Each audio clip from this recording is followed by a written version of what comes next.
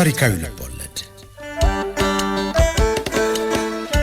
ደራሲ ሕይወት ተፈራ፣ ተራኪዎች መሰረት አሰፋና ጅላሉ አው። ምንትዋብ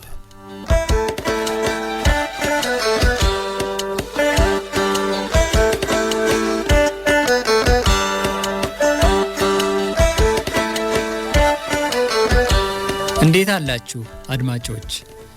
ምንትዋብ ቤተ መንግስቱን በሚገባ እየተረዳች ነው። ማን ታማኝ ማን ደግሞ አስመሳይ እንደሆነ ማወቋ አያቷን አስደስቷል። ስልጠናው ሰርቷል ማለት ነው። እመቤት ዩሊያና የልጅ ልጃቸውን ንቁ አድርገው ማሳደጋቸውን በተግባር እያዩ ነው። የቤተ መንግስት ኑሮ እንደዚህ ነው። ወዳጅም ጠላትም አለውና ቃ ማለት ግድ ነው። በዚህ ሁሉ ውስጥ ግን የምትወልደው ሴት ይሁን ወንድ ይሁን እያለች ስትጨነቅ የቤተ መንግስት ኑሮዋ እንዲሰምር አጥብቃ ስትሻ የሚወዷትን የአጼ በካፋን ልብ ለመሙላት ስትጸልይ ከርማ በመጨረሻም ተሳካ። አጼ በካፋ አልጋ ወራሽ አሉ። በአያቱ ስምም ተሰየመ። ኢያሱ ተባለ። የጎንደር ደስታ መቼስ ወደር አልነበረውም። የወዳጆቻቸው ደስታ፣ የተቀናቃኞቻቸው ብስጭትና ተስፋ መቁረጥ በግልጽ ታየ። አሁን ጃንሆይ የንግስና በዓላቸውን ሊያከብሩ ሽር ጉድ እያሉ ነው።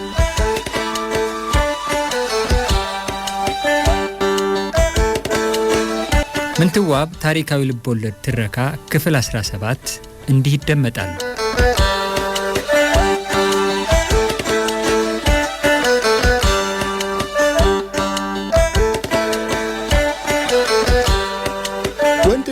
ወንድ ነው እያለ ጃን ተከል ግልብጥ ብሎ ወጣ። ሴቶች እልልታቸውን አቀለጡት። ጎንደር የምስራቹ ደረሳት፣ ፈነደቀች።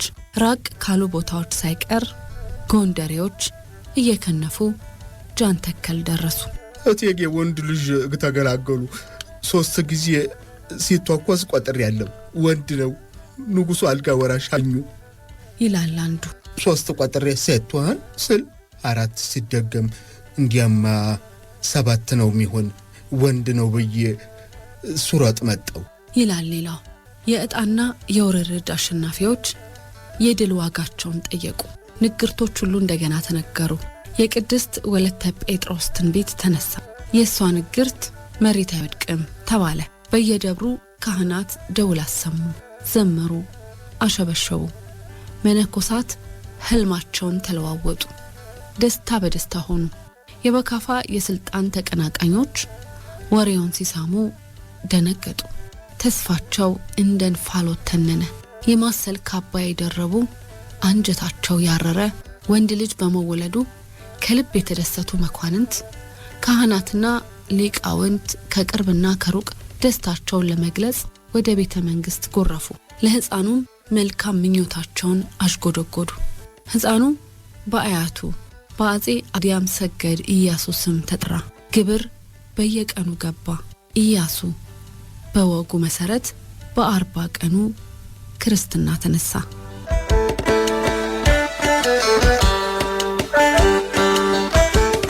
ኢያሱ ከተወለደ በኋላ የመጀመሪያው መስቀል ነው። ለአጼ በካፋ አመት ሰራዊት ግባት ከፍተኛ ዝግጅት እየተደረገ ነው። እንደ ጎጃምና ትግራይ ካሉ ራቅ ካሉ ግዛቶች የሚመጡ አስተዳዳሪ መኳንንት ክረምቱ ሳይገባ ግንቦት ወር ላይ እያንዳንዳቸው ሰራዊታቸውን ይዘው ጎንደር ሲገቡ፣ እንደ ሰሜንና ቤገምድር ካሉ ቅርብ ቦታዎች የሚመጡት ደግሞ አዲስ ዓመትን ቤታቸው ውለው ሰራዊታቸውን ይዘው ጎንደር ገብተዋል። ቤተ መንግስት ዙሪያ ለየግላቸውና ይዘውት ለመጡት ሰራዊት ድንኳን ተተክሎላቸው እዚያው አርፈዋል። ምንትዋብና አያቷ ስለ ሰራዊት ግባቱ አስፈላጊነት ሲነጋገሩ አያትየው ገስታቱ ይሄን ባህል የሚያደርጉት አንድም እንግዲህ ወታደራዊ ጉልበታቸውን ለማሳየት ብለው ሲጀምሩ አቋረጠቻቸው። ለማን ነው የሚያሳዩት? ለሁሉም። እሱ ብቻ ማደል የመኳንንቱን ታማኝነት ለማረጋገጥም ሲሉ ነው። ሌላ ደግሞ ደንብ ሲያወጡ ወይም አዋጅ ሲነግሩ መኳንንቱ በየግዛታቸው ያንን ደንብና አዋጅ በተመሳሳይ መንገድ እንዲያስከብሩ ጭምር ነው። ሌላው ደግሞ መቼም ንጉሱ መኳንንቱ እንዳያመጹባቸው ተቀይመዋቸው ደግሞ ለማረጋጋትና ሰላም ለመፍጠር በጋብቻ የሚተሳሰሩበትም ጊዜ ነው። በዚህ ጊዜ አንድ የተቀየመ መኮንን አሞኛል ብሎ ሊቀር ይችላል። እናም ይሄ ጊዜ ጃንሆይ አለ ነገር ሚሉበት ብዙ ነገር የሚያውቁበትና ሚስተካከል ካለም ተሎ ብለው የሚያስተካክሉበትም ጊዜ ነው አሏት። የበዓሉ ዕለት ምንትዋብ ከአጼ በካፋ ጎን ድባብ ተይዞላት አደባባይ ወጣች። ስርዓቱን ለማየት እጅግ ጓጉታለች። ከንጉሠ ነገሥቱ ጎን ተቀመጠች። ጎንደሬዎችም ይህን ታላቅ በዓል ለመታደም ስራቸውን ነቅለው ወጥተዋል። ፎካሪዎች በየተራ እየወጡ ወደ ላይ ወደ ታች እያሉ ፎከሩ፣ ሸለሉ። ንጉሠ ነገሥቱን አወደሱ፣ አመሰገኑ። ሽለላውና ፎከራው ሲቆም በአጋፋሪ መሪነት ታላቁ ተጀመረ። ባለነፍጡ እንዲሁም ባለጦሩ ጋሻውን አንግቦ ወጣ።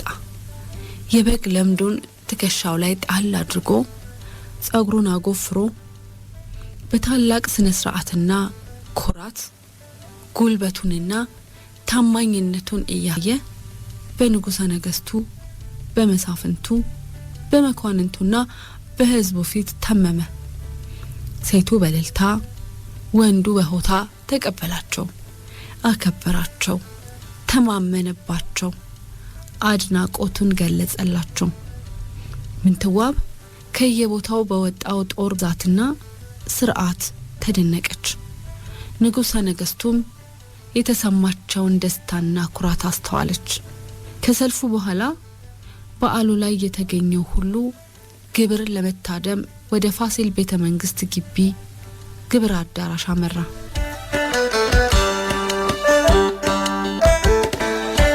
በሚቀጥሉት ቀናትም ንጉሠ ነገሥቱ በተለያዩ ጉዳዮች ላይ ከመሳፍንቱና ከየግዛቱ ከመጡት መኳንንት ጋር ስለ ሀገር ደህንነት፣ ስለ ወሰን አጠባበቅ፣ ስለ ግብር አሰባሰብ የመሳሰሉ ጉዳዮች ላይ መከሩ። ከየግዛቱ የመጡት መኳንንትም መስቀልን አክብረው መስከረም መጨረሻ ላይ ወደ የመጡበት ተመለሱ። እንደዚህ ያለም ለምንትዋብ ዓለም ሙሉ ሆነችላት። ሕይወትም አዲስ ትርጉም ሰጠቻት።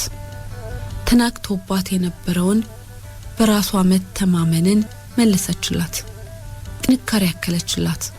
ቤተ መንግስት ውስጥ የሚኖራትን ስፍራ እንድታመቻች በር ከፈተችላት። ቤተ መንግስትም ዓለምን በተለየ እንድትመለከት አደረጋት። ውሉም እየሰፋላት መጣ። የቤተ መንግስት ሕይወት በወግ የታጠረ የሀገር ጉዳይ የሚመከርበትና የሚወሰንበት፣ ጥሩም ክፉም የሚታለምበት፣ ሃይማኖታዊ ሆነ ሌላ ወገናዊነት ጎልቶ የሚወጣበት፣ ለመሾም ለለም ፉክክርና ሽኩቻ የበዛበት፣ በተለይም ደግሞ የቤተ መንግስቱ አንዱ ክፍል የሆነው መሰሪ የተባለው ድብቅ ቦታ ንጉሠ ነገሥቱ ከመሳፍንቱና ከመኳንንቱ ጋር እንደ ጦርነት ያለ ከፍተኛ የሀገር ጉዳይ የሚመክሩበት፣ ሴራ የሚሸረበበትና የሚፈታበት፣ ውሳኔ የሚሰጥበትና ሹምሽር የሚካሄድበት ቦታ መሆኑን አበጥራ አወቀች። የቤተ መንግስት ወግና ውስብስብነት እንደ በፊቱ ግራ ማጋባቱን ተወ። ኢያሱን ከወለደች በኋላ የቤተ መንግስት ሳይሆን የሀገር ጉዳይ ላይ መወያየትና ማን መሾም ማን ደግሞ መሻር እንዳለበት ሐሳብ መስጠት ጀመረች። ንጉሠ ነገሥቱም ቢሆኑ በአስተዋይነቷ ተመኩ። የሰዎችን ባህሪ ጠንቅቃ ማወቅ በመቻሏ ተደነቁ። ማታ ማታ መኝታ ቤት ከመግባታቸው በፊት ማምሻ ክፍል ውስጥ ተቀምጠው ከሷ ጋር መወያየት የሚያስደስታቸው ነገር ሆኖ አገኙት። አንድ ምሽት ላይ እዛው ማምሻ ክፍል ውስጥ ተቀምጠው ሲያወጉ ጃነ ሆይ እንዳየሁት ጠላቶች አሉ አለቻቸው። ብዙ ናቸው ከማለት ተቆጣ። ንግስና ማለት ይኸው አይደል? ጠላት ማፍራት ይኸው ነው። አንዱን ሹሜ ሌላውን ስሽር የተሻሩ ያኮርፋል፣ ያመጣል። ግብር መገበር ያለበት ሲያዘገይ ወይም አልገበርም ሲል ስትቀጩ ጦር አስከትሎ ይነሳል። ርስት ነጥቆ የያዘውን ነጥቆአለው፣ ይቀየመኛል። ነፍስ አጥፍቶ ይፈረድበትና ይግባኝ ብሎ ይመጣል። ፍትሁ ለሟች ተሆነ የዳኞቹን ፍርድ አጸናበታለሁ። ያኔ ተወላጆቹ ያኮርፉኛል። ስለዚህ ዳኝነት ወይም ንግስ የሚወደዱበትም ሱራም አይደል? አይግረምሽ እናቴዋ። መቼም ኃጢአዲያም ሰገድ ኢያሱ በኋላ ከነበሩት ጊዜያት ጋር ሲታይ አሁን ይሻላል። ቢሆንም አንዳንዶች አይተኙሎትም። አመጠኛውን ሁሌ ከመቅጣት በዘዴ መያዝ ጥሩ ነው። እውነትሽን ነው። እኔም ሳልወድ በግድ ወደ ቅጣት አይደለው መሰል። ዛሬ እኮ በጋብቻ እያስተሳሰርኩ እየሾምኩ እየሸለምኩ መሬትና ጉልት እየሰጠሁ ለማባበል ሞክሬያለሁ። የኔም ዘመዶች እኮ ሊያግዙ ይችላሉ። የሚታየው ሊያና ወንድም ኒቆላውስ የተማረና ብልህ ሰው ነው። በእድሜም ብስል ነው። ቀኝ እጆ አማካሪው ሊሆን ይችላል። አጎቴ አርከሌድስም የተማረ ብቻ ሳይሆን ደፋርና ታማኝ ነው። ቤተ መንግስቱን ቀጥ አድርጎ ይይዝሎታል። ወንድሜ ወልደ ልዑልም ቢሆን ትምህርት አለው። ለሀገር የሚበቃ ብርቱና አዋቂ ሰው ነው። እሸቴ፣ ነጮ፣ ጌታና አውሳቢዮስም ትምህርት አላቸው። ታዛዥ አገልጋዩ እንጂ ሌላ አይሆኑም። እኒህ ሁሉ አጠገቦ ካሉ አለ ስጋት ሁሉን ማድረግ ይችላሉ። መልካም ብለሻል። እንደማየው ካህናቱም አሁን ውስጡን ሽኩቻ ላይ ናቸው። እንቲቶቹ ነገስታት በአደባባይ ክርክር ቢያደርጉ ያረጋጓቸው ነበር። ቅባቶቹ ክርክሩን ይፈልጉታል ስትል እሷ ወደ ቅባት ስለምታዘነብል አዝማሚያዋ ገባቸው። ክርክሩን ለማድረግ አስቤያለሁ። ብቻ ቅባቶቹን አረጋጋው ስል ሌሎቹን ደግሞ አስቀይማለሁ። ቅባቶቹን አረጋጋ ብዬ አባቴ ያቆዩትን የተዋህዶ ሃይማኖት እንዴት መጉዳት ይቻለኛል? በክርክሩ ቅባቶች ካሸነፉ መቼም በወንድሞ በአጤ ዳዊት ጊዜ አሸንፈውም አልነበር? እሱ ብዙ ታሪክ አለው። ቅባቶች አሸነፉ ብዬ ሃይማኖቴን መቀየር አይቻለኝም። ቢስማሙልኝማ ሰላም አገኝ ነበር። እውነቱን ነው። ዋናው ነገር እኮ ሁሉም እንደ ሃይማኖቱ መሆኑ ነው። ሁሉ እንደሱ ሐሳብ ሆኖ እንጂ እንደሱ ሐሳብማ ክርክር ምን ያኖራል? ሁለቱም ዝም ብለው ቆዩና ወደ መኝታ ክፍላቸው ገቡ።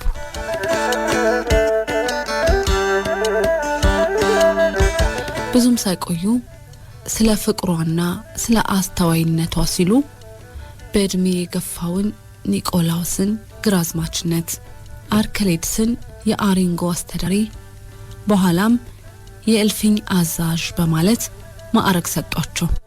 ወልደ ልዑልን፣ እሸቴንና የአጎቶቿን ልጆች የቤተ መንግስት ባለሟሎች አድርገው ሾሟቸው። ምንትዋብ ቋረኞችን ቤተ መንግስት ውስጥ አደላደለች። ከሁሉ በላይ ኢያሱን መንከባከብ ቀዳሚ ተግባሯ ሆነ። ኢያሱ 3ኛ ዓመቱን ሲይዝ ከሌሎች ነጋሲያን ልጆች ጋር ግቢ ውስጥ ጨዋታ ሲጀምር በካፋ ልጄን እንዳይገድሉብኝ ብለው ስጋት ገባው። ምንትዋብ እንደሎች ነጋሲያን ልጆች ዘመድ ጋር ይላክብኛል ብላ ፈራች። ሰንበት ብሎ ኢያሱ አጼ በካፋ ከሌላ የወለዷት እህቱ ውቢት ዘንድ መሄዱ ሲረጋገጥ ጭንቀቷ አጣት። እንደሷ ፈቃድ ቢሆን አጠገቧ አድርጋ አያቷ እስን በእውቀትና በግብረ ገብ አንጻው እንዳሳደጓት ልጇን ልታስተምር በመልካም ምግባር ልታንጽና በአካል ልትገነባ ፈልጋ ተመኝታና ተዘጋጅታ የነበረው ሁሉ ምን ሆኖ መቅረቱ አሳሰባት። አንድ ምሽት ከራት በኋላ ከንጉሠ ነገሥቱ ጋር ማምሻ ክፍል ውስጥ ወንበሮቻቸው ላይ ቁጭ ብለው ይጫወታሉ። በካፋ ፈገግ ቃሉና ዛሬ መንገድ ሲሄድ አንዱ ድንጋይ ላይ ተቀምጦ ፀሐይ ይሞቃል፣ እኔ ስመጣ አልተነሳም አሏት። ወሬውን ለመንገር ካላቸው ጉጉት የተነሳ ልቧ ከሳቸው ጋር እንዳልሆነና የወትሮ ፀሐይ የመሰለው ፊቷ ደመና እንደጣለበት አላስተዋሉ። ኒቆላውስ ቆጣ ብሎ አንተ ንጉስ ሲመጣ ማትነሳ ሲለው ሰውየው ንጉስ መሆኑን በምን አውቃለሁ ግንባሩ ላይ የለ እዚህ ቁጭ ብዬ ፀሐይ ስሞቅ ያከበርኩት የመሬቱን ሳይሆን የሰማዩን ንጉስ ነው ብሎ ሲመልስለት ተሳሳቅን ብለው አለመሳቋንና ፊቷ መልዋወጡን ልባሉና ደነገጡ። ምን ነው የኔ ዓለም የከፋሽ ተመስያለሽ፣ ልታስ እንኳን እንድትከፍብኝ አልሻም፣ የተከፋሽበት ነገር አለ አዋይኝ አሏት። ጃንሆይ የኢያሱ ነገር ያሳስበኛል። እርሶ ውቢት ዘንድ ሽሬ መስደድ ይፈልጋሉ፣ እኔ ደግሞ እዚህ ሆኖ ትምህርቱን እንዲማር ነው ምሻ። የቤተ መንግስትም ወግ እየተማረ ቢያድግ ነው መምርጥ። ሌት ተቀን ያስጨንቀኝ፣ እንቅልፍ ሚነሳኝ ይሄ ነው። ልጄ ሌላ ቦታ ሄዶብኝ ተኝቼ ማደር አይሆንልኝም። የፊቷን መከስከስና የድምጿን መርበትበት አስተውለው ልባቸው ተነካ።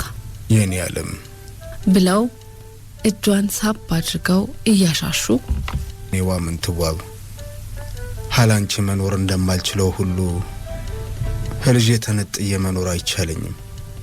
ወደጀም አይደል ልጄ ሃይኔ ሩቆ እንዲሄድ ምፈልገው። እንደምታውቂው ብዙ ጠላቶች አሉኝ። እኔን ለመበቀል ሲሉ ይገርሉብኛል ብዬ ሰግቼ ነው። ህገደሉት እኮ አንቺን ብትሆኚ ታዝኝብኛለሽ። ባክሽ ተረጂ፣ ትምህርትም ቢሆን ህዛው ይማራል። ኪዳነ ምሕረት ትርዳኝ፣ ተሎ እንዲበለስ አረጋለሁ ብለው የሳቸው ጭንቀት ቢጨምርም የሷን ሊያቃልሉ ሞከሩ። ሊደብቁት ያልቻሉትን መጨነቅ ፊታቸው ላይ አየች። እሷን በማስደሰትና የልጃቸውን ህይወት ለማዳን በመፈለግ መሃል ልባቸው እንደተከፈለ ተረዳች። አንጀቷ ተላወሰ። የጠየቁትን ሁሉ ይፈጽሙልኛል። ይሄ ኢያሱን አደጋ ላይ የሚጥል ጉዳይ ስለሆነ ልረዳቸው ይገባል አች ለራሷ ጭንቀታቸውን ለማቃለልም እውነቱን ነው፣ ልጃችን አደጋ ላይ ሲወድቅ ማየት አልፈልግም፣ ይሄድ ግድ የለም አለቻቸው።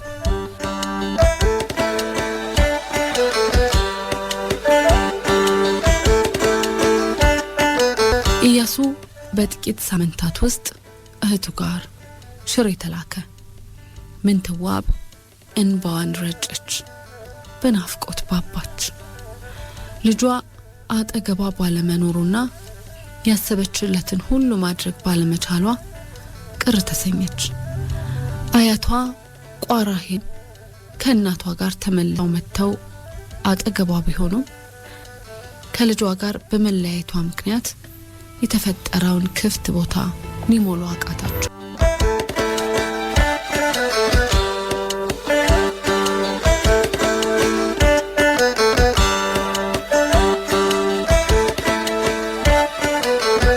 አድማጮቻችን ምንትዋብ ክፍል 17 ትረካ በሰማችሁት መልኩ ተጠናቋል።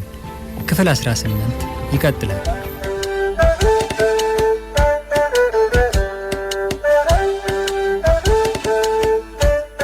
ምንትዋብ ታሪካዊ ልቦለድ። ደራሲ ሕይወት ተፈራ፣ ተራኪዎች መሰረት አሰፋና ጅላሉ አወል። ምንትዋብ